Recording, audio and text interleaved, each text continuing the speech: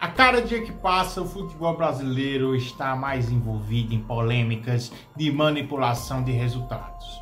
O empresário chamado William Rogato começou no mundo das apostas em 2009 e ele admite em uma de suas entrevistas, para a CPI das apostas, ele admite que participou de mais de 42 rebaixamentos de equipes brasileiras e de outros países e faturou mais de 300 milhões de reais. Se você quiser saber mais sobre esse caso, se inscreve no canal, deixa o seu like e vamos para cima. Bom, aqui tem a entrevista do site que eles fizeram aqui, colocaram alguns detalhes sobre o caso. O Globo 100, que é o William Rogato, rei dos rebaixamentos, que diz ter faturado 300 milhões com manipulações de jogos. O empresário e apostador reside em Portugal, afirma ter contribuído com a queda de 42 equipes em depoimento à CPI do Senado. Cara, 42 rebaixamentos. Isso é uma coisa que eu temo, que o futuro do nosso futebol brasileiro, todas as situações de forma que cause um pouco mais de estranheza, de dúvida, a gente vai começar a relacionar a manipulação. E tem muitos fatos, muitas situações no Brasil, principalmente com equipes mais favoritinhas pela arbitragem, como por exemplo Flamengo e Corinthians, porque se a gente for investigar a fundo, a gente vai encontrar muita coisa podre por aí. Tem muito cachorro grande, tem muita gente lucrando com essas manipulações. E um dos fatores que eu acho que pode ser determinante é o nosso VAR. O VAR brasileiro ele é muito lento, Às vezes passa uma ideia de que o VAR brasileiro ele é lento de propósito, porque eles precisam de alguma interferência externa para decidir se realmente aquele lance foi ou não foi. Ou não sei dizer, mas dá a entender dessa forma. O nosso futebol brasileiro que já está na lama, com muitos casos de corrupção da própria CBF, a queda da nossa seleção brasileira, que hoje não é assunto de nada em mídia nenhuma. A seleção brasileira perdeu totalmente o seu prestígio. E agora, mais casos de manipulações, jogadores brasileiros investigados aí por manipulações em outros países. Então tá tudo uma bagunça. Vamos continuar a leitura aqui. A CPI da manipulação de jogos e apostas esportivas, uma assinante geral. E outro foi pago com rebuliço causado pelo depoimento do William Pereira Rogato, empresa que conhecida das apostas esportivas e a propriedade de rei dos rebaixamentos. Confessou envolvimento em uma vasta operação de manipulação, fez uma série de acusações sem apresentar provas e abriu o jogo sobre os números de uma organização que lucraria com a queda de time há 40 anos.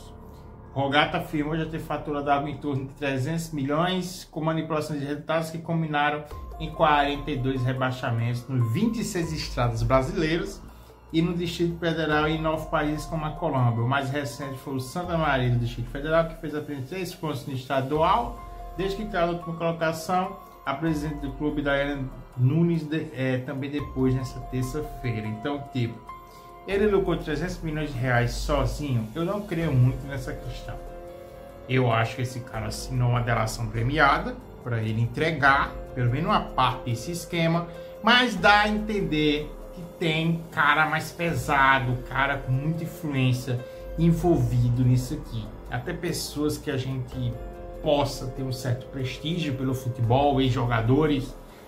Tem muita gente pesada envolvida aqui. Esse cara, esse empresário, deve ter lucrado muito, com certeza. De 2009 para cá, são 15 anos. Dá para lucrar muita grana. Mas esse valor todo não é só para uma pessoa. Isso aí tem toda uma equipe por trás, toda uma quadrilha. A gente tem que falar dessa forma, uma quadrilha que esteja envolvido nesses casos aqui. Então, continua na matéria. A suspeita de manipulação de Santa Maria ligou alerta no Ministério Público do Distrito Federal, assumiu o cargo de Justiça de Santa Maria, e no Ministério Público que é besteira. Aqui não vou ler não, porque aqui não interessa a gente. O empresário tem 34 anos, reside em Portugal e depois da CPI por meio da videoconferência. Então, vamos assistir esse vídeo aí, o depoimento do William Rogato. Objetivamente, as denúncias do John Textor, a gente já sabe que o que ele puxou foi o novelo e que isso existe, que é real, e essa CPI ela se justifica porque teve a origem numa denúncia de um investidor, presidente, digamos assim, de uma SAF, né? E que muitos lá fora diziam, né, isso aí é porque ele perdeu o campeonato.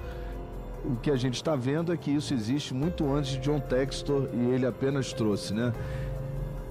E aí eu queria saber de você objetivamente, algum desses jogos do Textor você participou, tinha atletas que já foram seus? São Paulo e Palmeiras, Vasco e Palmeiras em 2023 especificamente. Vou falar mais uma vez, vou deixar entre linhas, esses são grandes.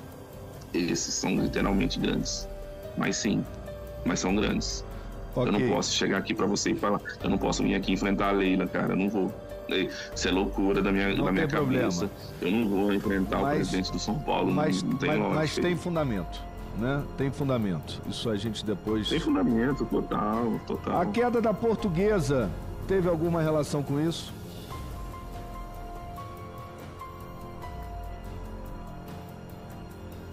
Olha, eu não sei se tem a ver com isso. Eu sei que eu tinha um jogador lá. Então, como vocês podem ver, né, pelo relato que ele deu, falou até do caso da Portuguesa, né, rebaixamento da Portuguesa, aquele rebaixamento polêmico em 2013, se eu não me engano, que iam cair Flamengo e Fluminense. Acabou que teve aquela queda de pontos, tal, jogador irregular, e colocarem uma rodada ali, etc. É um tipo de caso que, tipo, dá para perceber que há uma manipulação. Porque se o Flamengo cai, o Flamengo é rebaixado, praticamente as emissoras de TV que transmitem o Brasileirão, a própria CBF, o próprio campeonato perde prestígio, porque equipes como Flamengo e Corinthians são as que dominam as torcidas aí pelo Brasil, principalmente o Flamengo. É abissal a quantidade de torcidas que o Flamengo tem em todos os cantos do país. Todo lugar que você for do Brasil vai ter torcedores do Flamengo. É algo anormal. É anormal. Então, um possível rebaixamento do Flamengo é uma coisa que faz muita gente perder dinheiro. Os cartolas saem prejudicados com isso. Então, eu sempre considerei o Flamengo um dos times intocáveis no Brasil. É um time que, se ameaçar que vai cair, eles vão arrumar alguma forma deles escaparem em 2013. Isso ficou bem claro. E a Portuguesa foi a vítima. Não é à toa que a Portuguesa hoje é um time de Série D. Às vezes conquista a vaga na Série D, às vezes fica ali pela Série A3, Série A2, às vezes chega na elite do Paulistão. A Portuguesa é um dos times de grande prestígio do Campeonato Brasileiro, fez muito sucesso nos anos 80, nos anos 90. Hoje é uma equipe qualquer, é uma equipe que deu a entender que se vendeu. Não adianta querer dizer, não sei o que mais lá. Aquele tipo de situação até hoje eu não engulo, cara. É muito estranho, muito estranho. Você coloca um jogador irregular do nada. Então, tipo, o que dá a entender é que, como o próprio William Rogato falou, né, ele tinha jogadores dentro da Portuguesa, jogadores comprados. E nessa época, em 2003, as casas de aposta já existiam bem antes, mas não tem essa repercussão grande como hoje, porque as redes sociais ainda estavam engatinhando. Em 2003, o Instagram ainda era uma rede social de fotos. O pessoal só postava as fotos mais hypadas, mas não tinha tanto investimento em patrocínios. Não era uma rede social atrativa. O Facebook já era. O Instagram não. Hoje a realidade já é totalmente diferente. As bets dominaram porque eles têm um grande investimento em marketing, tanto com influenciadores quanto pelas plataformas de tráfego pago. Você investe um tráfego ali, bota ali uns bilhões, você vai alcançar milhões de pessoas ao mesmo tempo. Então, essa Portuguesa foi até um ponto interessante a ser citado, que se investigar direitinho, muito o cara vai rodar. Porque é um tipo de caso que é muito, muito suspeito. Muito suspeito. O vídeo é curto, ele não quis se expor tanto, né? Até por questões de, sei lá, o risco de vida, um dos exemplos, né? Um cara desse vai falar um tipo de coisa que, mesmo que ele não fale tanto, só pelo fato de ele falar que alguns jogos têm sentido, alguns jogos houve manipulações, possíveis manipulações, já abre espaço para investigações no futuro. Então, nos próximos anos a gente vai ver muita bomba ser estourada. Muita gente grande aí vai cair. Então, por esse motivo, né, a gente tem só um curta mesmo, né? Aqui fala mais sobre isso, tipo, eu rebaixei 42 clubes só pagar dinheiro com eles caindo. Quando eu comecei sozinho, mas a ganância me dominou. Parece que eu tinha que me colocar mais algumas pessoas no sistema, as pessoas viram que era lucrativo e certeza de emprestar e investir em meu negócio. Eu tinha meus jogadores, meus atletas, entravam nos clubes, enganavam os presidentes e alguns compactuavam comigo. Após ele recusar atender um convite da CPI, agora Rogato aceitou encontrar pessoalmente os parlamentares e prometeu mais revelações contidas de fotos, vídeos, negociações, gravações e conversas. Então, o sistema, a parada é mais suja. Muita coisa aí. Se realmente ele for à frente do que ele fala aqui, do que ele tem em mãos, com certeza muita gente é conhecida, presidentes de muitos clubes aí, ex-presidentes, vai ter muito cara aí caindo. Então vai ser uma bomba no nosso futebol, mais uma. A seleção brasileira já tá uma porcaria e mais uma polêmica que a gente vai entrar. Depois eu vou semana que vem. O senador Romário relatou o processo, versão da delação premiada, mas as ameaças que Rogato disse estar recebendo vindo de pessoas envolvidas no esquema ou fazem temer pela sua segurança nesse momento. Óbvio que os cartolas vão ameaçar. Porque se um negócio desse cai, muita gente vai cair, muita gente vai ser prejudicada, muita gente vai perder muito dinheiro. Então, tipo, é uma bomba isso aqui, é uma bomba, é algo impressionante. Inclusive, sua convocação foi sugerida pelo próprio jogador. Ele lembra do requerimento que, segundo o MP, o empresário tem operado na clandestinidade como manipulador profissional mediante a comportação de jogadores e a venda de resultados arranjados e a realização de apostas. A ficha pregressa de Rogato é vasta, tem horas de busca, apreensão e prisão preventiva por parte da justiça. Porém, como ele mora fora do Brasil, nunca puderam ser cumpridas.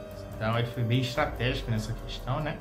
Não é à toa que ele entregou algumas coisas. Acho que alguma coisa aconteceu por baixo dos bastidores, né? Como sempre. Alguma coisa não pode ter agradado. Algum acordo que ele quis firmar, algum cartola, os cabeças da parada não aceitaram. Então, com certeza, ele quis jogar o lixo no ventilador, como eu posso dizer, né? E aí tá aparecendo aí essas notícias. No ano de 2020 foi investigado por tentar convencer a atleta manipuladora de jogos da Série A3 do Paulista, oferecendo suborno através de mensagem. Outro campeonato também que tem muito suborno mesmo. Não é à toa que teve uma época em que as casas de aposta retiraram até o mercado de escanteios. Foi a Copa São Paulo. A Copa São Paulo é o berço da manipulação ali, cara. É inacreditável. Muita grana rola ali pros garotos, a rapaziada se envolver com isso, entregar o jogo, fazer gols bizarros, fazer uma certa quantidade de escanteios. Tipo, para esses caras que manipulam jogos, que mexem com muito dinheiro, muita gente ele coloca em grana pesada, em nomes de laranjas, com certeza, para não passar percebido, né, pelas casas de aposta.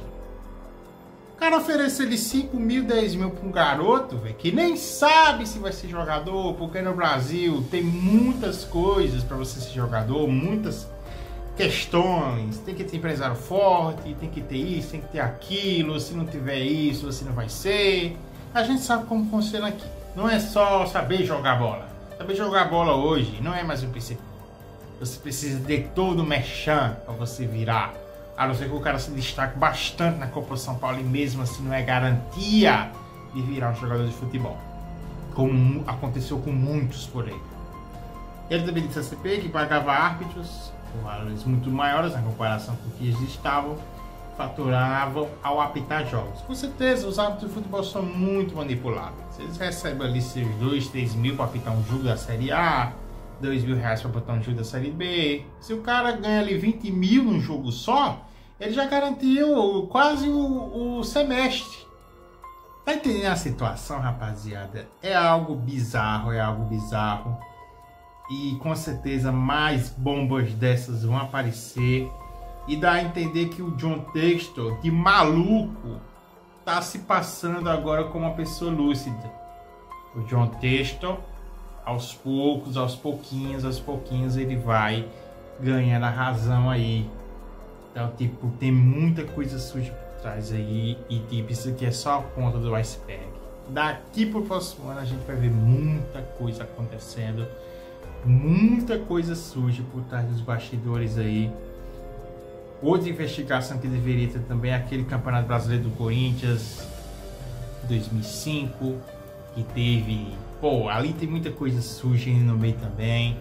Então, mas se eles investigassem essa portuguesa aí, seria um marco negativo para a história do futebol brasileiro. Muita coisa tem para rolar. O que vocês acharam aí desse tipo de conteúdo? Vocês querem que eu traga mais? Quais jogos vocês acham que houve manipulações, que houve dedo desses empresários, desses cartolas, manipulações de árbitros, de jogadores?